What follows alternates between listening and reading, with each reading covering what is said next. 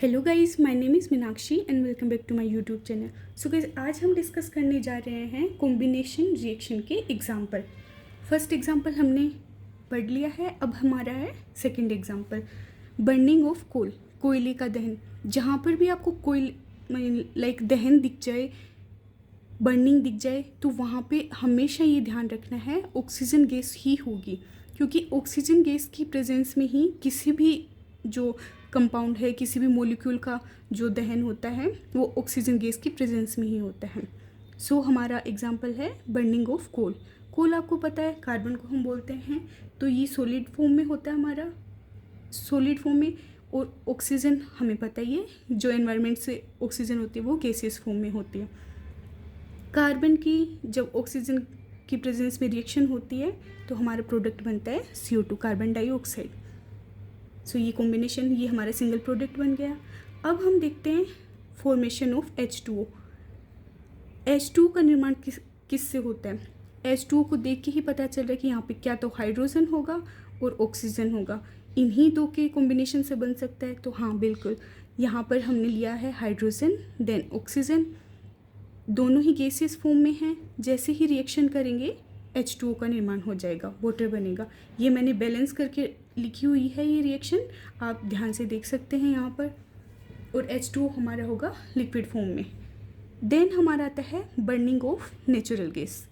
Burning of natural gas किस तरीके से होगी? जो हमारा मीथेन होता है, जिसे हम नेचुरल गैस बोलते हैं, अगेन बर्निंग है तो ऑक्सीजन की प्रेजेंस में होगी, और ये रिएक्शन बहुत तीव्र गति से होती है। तो CH4 प्लस O2 रिएक्ट करके CO2, कार्बन डाइऑक्साइड जो कि गैसियस फॉर्म में है, H2O जो कि लिक्विड फॉर्म में है, और साथ में हीट रिलीज़ होगी। और आप सबको पता ही है, हम पहले डिस्कस कर चुके हैं, जहाँ पर भी हीट रिलीज़ होगी, जहाँ पर हीट रिलीज़ होगी उसे हम क्या कहते हैं? एक्सोथर्मिक रिएक्शन कहते हैं। तो क्या हमारी जो कॉम्बिनेशन रिएक्शन है वो एक तरीके की एक्सोथर्मिक रिएक्शन है? हाँ, काइंड ऑफ हम बोल सकते हैं। अब है हमारा रेस्पिरेटरी रिएक्शन। ये आप ध्यान से देखिए, ये जो ग्लूकोज लिया है हमने, ये ग्लूकोज आता कहाँ से है?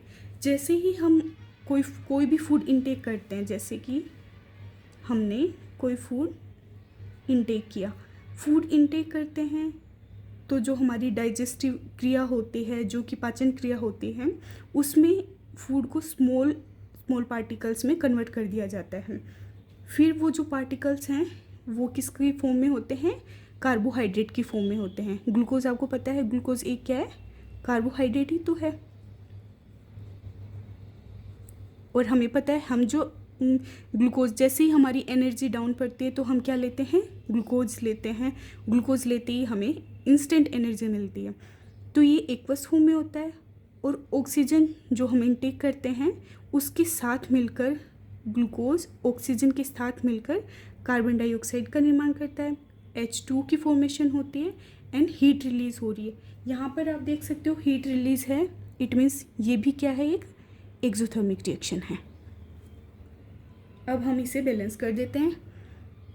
ये आपको पता ही है, ये मैंने अच्छे से आपको डिस्कस किया था कि how to balance chemical reaction. तो यहाँ पर हमने 6, ये है 6 ही H2 होगा एंड हीट हमारी रिलीज़ हो गई है। ऑक्सीजन भी अगेन 6 होगा। अब आप देख सकते हो ये रिएक्शन हमारी बैलेंस है।